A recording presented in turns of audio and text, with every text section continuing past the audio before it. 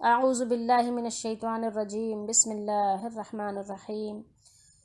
اللہم رب اشرح لی صدری ویسر لی امری واحلل عقدۃ من لسانی یفقہوا قولی، ربی یسر ولا تعسر وتمم بالخیر۔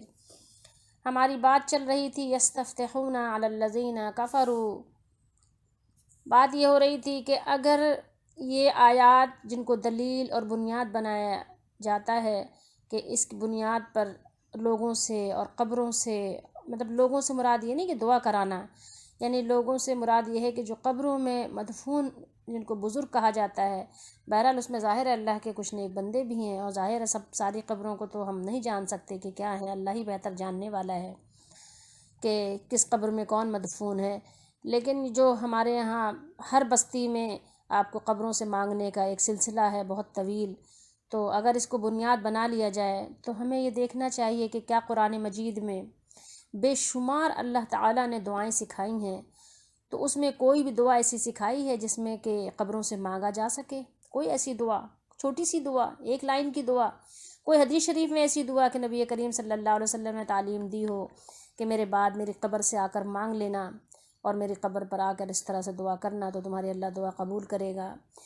یا کوئی ایسی دعا جو نبی کریم صلی اللہ علیہ وسلم نے مانگی ہو کہ کسی کا نبی کسی نبی سے جا کر مانگا ہو، کسی قبر سے آپ نے مانگا ہو، ابراہیم علیہ السلام خلیل اللہ، موسیٰ علیہ السلام کلیم اللہ، کسی بھی نبی کی آپ قبر شریف پر جا کر آپ نے دعا کی ہو آپ کی زندگی میں، کوئی ایسی دعا کسی کے پاس ہو؟ کوئی نہیں۔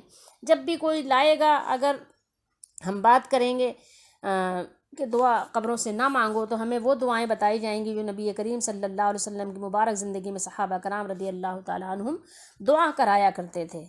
تو صحابہ کرام میں سے یہ تھا کہ جیسے ایک صحابی کی آنکھ جنگ میں باہر آ گئی تھی تو اس کا ڈیلا رکھ لیا تھا، اور نبی کریم صلی اللہ علیہ وسلم سے آ کر عرض کیا رسول اللہ ہماری آنکھ نکل گئی، آپ نے وہ آنکھ لگا دی تو دعا آپ سے فٹ کر دی، وہ صحیح ہو گئی۔ تو یہ بات تو بالکل صحیح ہے۔ اسی طریقے سے آپ نے کسی کا پاؤں جوڑ دیا اور بارش کے لیے دعا کرتے تھے، بارش شروع ہو جاتی تھی، دعا کرتے تھے بارش رک جاتی تھی، تو یہ ساری دعائیں اپنی جگہ ہیں۔ حضرت ابو ہریرہ رضی اللہ تعالیٰ عنہ کا جو ہے آپ نے حافظہ کے لیے ان کو دعا دی اور ان کو چادر میں فرمایا کہ اس کو سینے سے لگا لو، انہوں نے لپیٹ لیا، ان کا حافظہ تیز ہو گیا۔ یہ ساری چیزیں تو بالکل من ون بالکل سچ اور حق ہیں، لیکن یہ بتائیے کیا پھر نبی کریم صلی اللہ علیہ وسلم کی دنیا سے تشریف لے جانے کے بعد آپ کی قبر مبارک پر کسی صحابی نے جا کر اپنی آنکھ لگوائی، کسی صحابی نے جا کر اپنا پاؤں جھڑوایا، کسی صحابی نے مانگا؟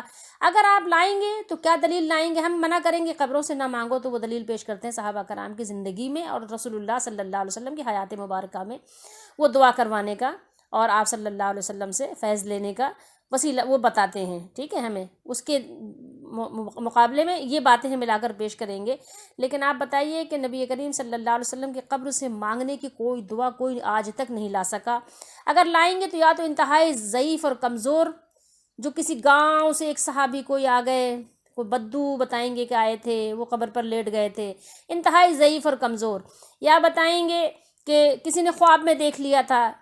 کبھی ابو بکر صدیق رضی اللہ تعالیٰ عنہ کی خلافت میں کوئی ایسا واقعہ پیش آیا، اتنی زبردست جنگ ہوئی تھی آپ کی زندگی میں خلافت میں کہ مسلمہ کذاب جیسا فتنہ کھڑا ہو گیا تھا، کتنے صحابہ اس میں شہید ہوئے تھے۔ کیا کسی حضرت صدیق اکبر رضی اللہ تعالیٰ عنہ نے قبر مبارک سے نبی کریم صلی اللہ علیہ وسلم سے دعا مانگی کہ یا رسول اللہ آئیے ہماری جو ہے یہ مشکل میں آپ جو ہے کہ کہتے ہیں ساتھ دیجئے؟ یا حضرت عمر فاروق اعظم رضی اللہ تعالیٰ عنہ کے زمانے میں کتنی یعنی جنگیں ہوئیں، فتوحات ہوئیں، تو آپ نے کبھی جا کر قبر مبارک سے دعا مانگی؟ اسی طریقے سے آپ بے شمار ہے صحابہ کرام کی زندگی میں آپ دکھا دیں، 100 سالہ زندگی میں صحابہ کرام کی کہ کوئی ایسا واقعہ اگر ہے نہیں لا سکتے آپ، قرآن میں سے کوئی ایک دعا نہیں لا سکتے، نبی کریم صلی اللہ علیہ وسلم کی تعلیم میں سے کوئی ایک تعلیمات میں سے ایک دعا بھی نہیں آپ پیش کر سکتے کہ جس میں نبی کریم صلی اللہ تعالیٰ علیہ وآلہ وسلم نے یہ دعا سکھائی ہو کہ جا کے قبروں سے مانگ لینا، یا میری قبر سے کوئی مشکل آئے تو آگے مانگ لینا۔ اور نہ ہی آپ یہ کبار صحابہ کرام سے کوئی ایسی دلیل پیش کر سکتے ہیں کہ کسی صحابی نے آپ صلی اللہ علیہ وسلم کے دنیا سے تشریف لے جانے کے بعد آپ سے مانگا ہو۔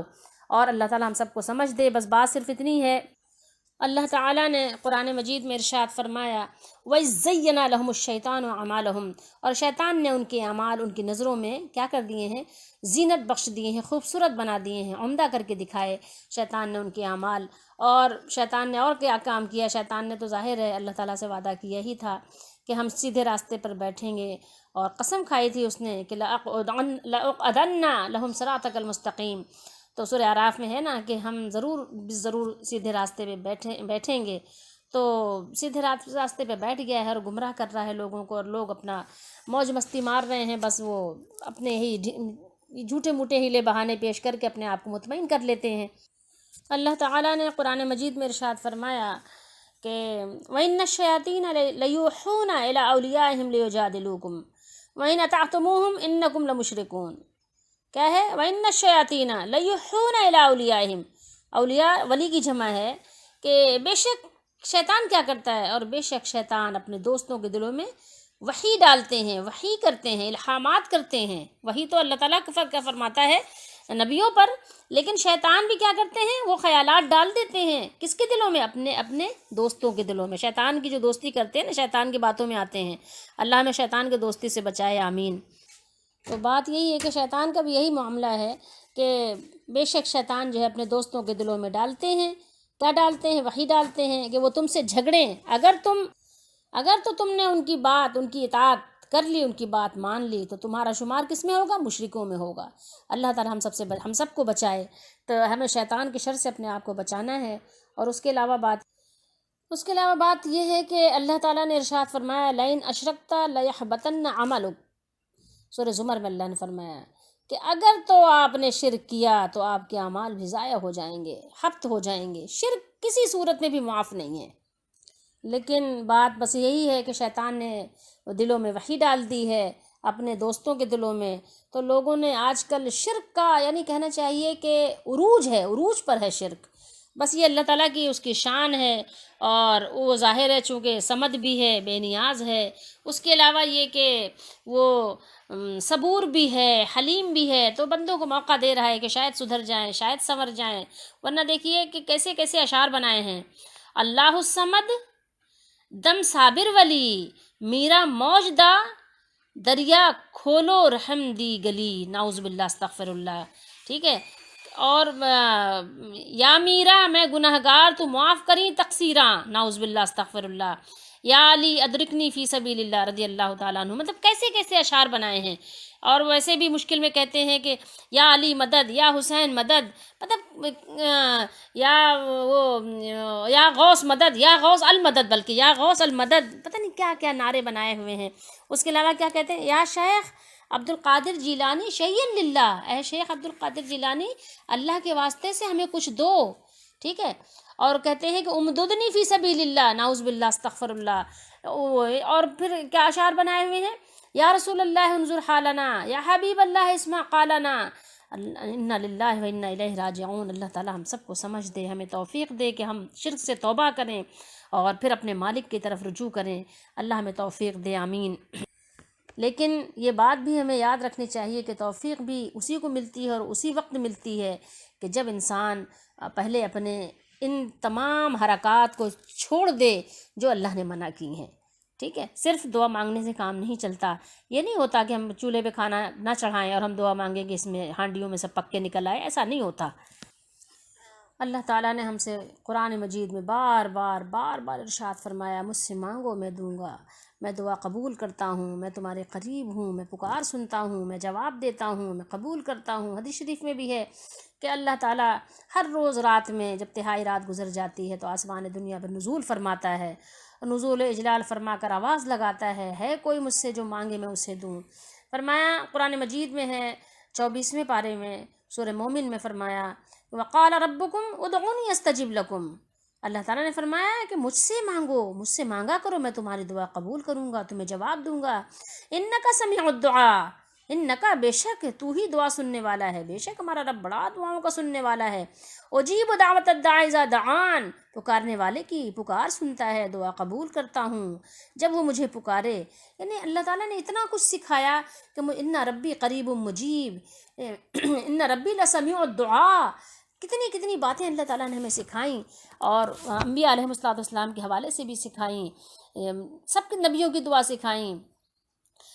حضرت خلیل اللہ کیا دعا فرماتے ہیں؟ آپ فرماتے ہیں کہ حسبنا اللہ و نعم الوکیل نعم المولا و نعم النصیر۔ یوسف علیہ السلام فرماتے انت ولی فی الدنیا والآخرہ توفنی مسلما والحقنی بالصالحین۔ حضرت زکریا علیہ السلام فرماتے ربی لا تذرنی فردا وانت خیر الوارثین۔ اور ہمارے پیارے نبی صلی اللہ علیہ وسلم کو اللہ نے سکھایا سورۃ توبہ میں، فرمایا کہ آپ اس طرح دعا کیا کریں کہ حسبی اللہ لا الہ الا ہو علیہ توکلت وہو رب العرش العظیم۔ حسبی اللہ، میرے لیے تو صرف اللہ ہی کافی ہے، لا الہ الا ہو، اس کے سوا کوئی الہ ہے ہی نہیں، لا الہ الا ہو علیہ توکلت، میں نے اسی پر بھروسہ کیا، وہو رب العرش العظیم، اور وہ تو عرش عظیم کا مالک ہے، وہ تو عرش عظیم کا مالک ہے، تو اس کی تو شان ہی کچھ نرالی ہے، اس کی تو شان ہی کچھ اور ہے۔ تو ہمیں جو ہے ان سب باتوں سے نکال کر شیطان نے کس طرف الجھا دیا ہے، ہمیں ان کی طرف لگا دیا جو خود اللہ تعالیٰ کے محتاج ہیں، جو ہماری دعاؤں کے، بلکہ قبر والے تو ہماری دعاؤں کے محتاج ہیں کہ ہم ان کے لیے دعا کریں، ہم ان کے لیے اللہ تعالیٰ سے دعا کریں کہ اللہ تعالیٰ ان کی جو ہے جو وہاں پر یعنی جو ان کی مشکلات ہیں دور فرمائے، ان کی حاجتوں کو یعنی ان کی ضروریات کو وہاں پر پورا فرمائے کہ اگر وہ عذاب میں ہیں، اگر وہ تکلیف میں ہیں، اگر وہ مشکل میں ہیں تو اللہ ان کی مشکل کو دور فرمائے۔ ہمیں جو ہے چاہیے کہ ہم ان کے لیے دعا کریں، نہ کہ ان کے پاس جا کے ان سے مانگ رہے ہیں، ان سے دعا کروا رہے ہیں۔ اللہ نے فرمایا کہ وہ تمہاری پکار نہیں سنتے، اور اگر بفرض محال اللہ سنا بھی دے تو وہ تمہیں جواب نہیں دیں گے۔ پکارو کسی کو، کبھی آج تک جواب آیا؟ ہاں میں کہتی ہوں جاؤ، کسی کا ہاتھ ٹوٹ جائے تو ڈاکٹر کے پاس مت جاؤ، جاؤ ان کے پاس بیٹھ جاؤ، کہو ہاتھ جوڑ دیں آ کے، تو دیکھیں گے کتنا آپ کا یقین کامل ہے، پتہ چل جائے گا۔ لیکن بس کیا کہیں کہ یعنی شیطان نے ایسا اعمال کو خوبصورت بنا دیا ہے کہ کوئی سمجھنے کو سننے کو تیار نہیں۔ اللہ تعالیٰ ہم سب کو سمجھ عطا فرمائے کہ ہم اپنے ایک مالک کے ہو جائیں، ٹھیک ہے، حنیفا وما انا من المشرکین، ایک کے ہو جائیں، ہر طرف سے منہ موڑ لیں اور شرک والوں میں نہ ہوں۔ اللہ ہمیں توفیق دے، ہم سب کے ایمان کی حفاظت کرے، اور ہمیں شعور دے، سمجھنے کی توفیق دے، اور ہمیں ہر طرح کی برے عقیدوں کو چھوڑ دینے کی، ترک کر دینے کی توفیق دے۔ آمین ثم آمین۔